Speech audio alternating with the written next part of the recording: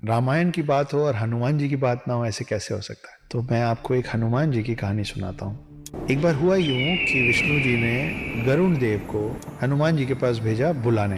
तब तक हनुमान थोड़े बुजुर्ग होने लग गए थे। गरुण वैकुंठ धाम से विष्णु जी के आदेश पे उड़ के गए और वो पहुंचे हनुमान जी के पास पृथ्वी में। उन्होंने बोला कि विष्णु जी आपको याद कर रहे हैं, चलिए। हनुमान बैठ के राम जप कर रहे थे। हनुमान बोले कि आप चलिए, मैं पीछे पीछे आता हूँ आपके।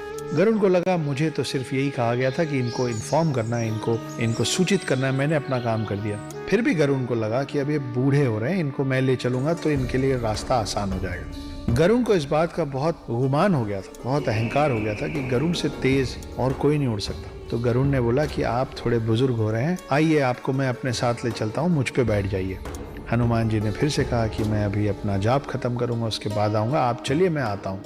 गरुड़ निकल गए। गरुड़ पूरे स्पीड से उड़ के वापस विष्णु जी के पास वैकुंठ धाम पहुंचे। मगर वहां पहुंच के देखते क्या है, वो देखते हैं कि ऑलरेडी हनुमान जी बैठे हुए हैं विष्णु जी के पांव के पास। ये पूछते हो कि प्रभु मुझे कैसे याद किया। गरुड़ को समझ में नहीं आया कि मैं इतने वेग से उड़ के आया हूँ, मुझसे पहले हनुमान जी पहुंचे तो पहुंचे कैसे। और उनके दिमाग में एक और सवाल था कि अगर हनुमान जी यहाँ पहुंच भी गए थे तो द्वारपाल जो उस दिन सुदर्शन चक्र थे वो हनुमान को अंदर कैसे आने दिए। सुदर्शन चक्र ने हनुमान को विष्णु जी के पास आने से रोका क्यों नहीं। तो खोज शुरू हुई कि सुदर्शन चक्र है कहाँ, द्वारपाल सुदर्शन चक्र अगर द्वार पे नहीं है तो गया कहाँ। विष्णु जी मुस्कुराए और हनुमान जी बोले, हे हनुमान, कहाँ है मेरा सुदर्शन।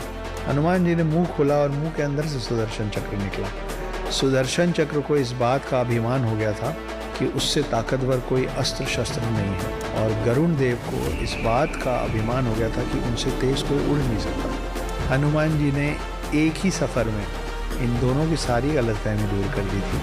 वो अस्त्रों में सर्वश्रेष्ठ सुदर्शन चक्र को निगल गए थे और गरुड़ से पहले विष्णु जी के पास पहुंच गए थे। ये हैं हमारे हनुमान।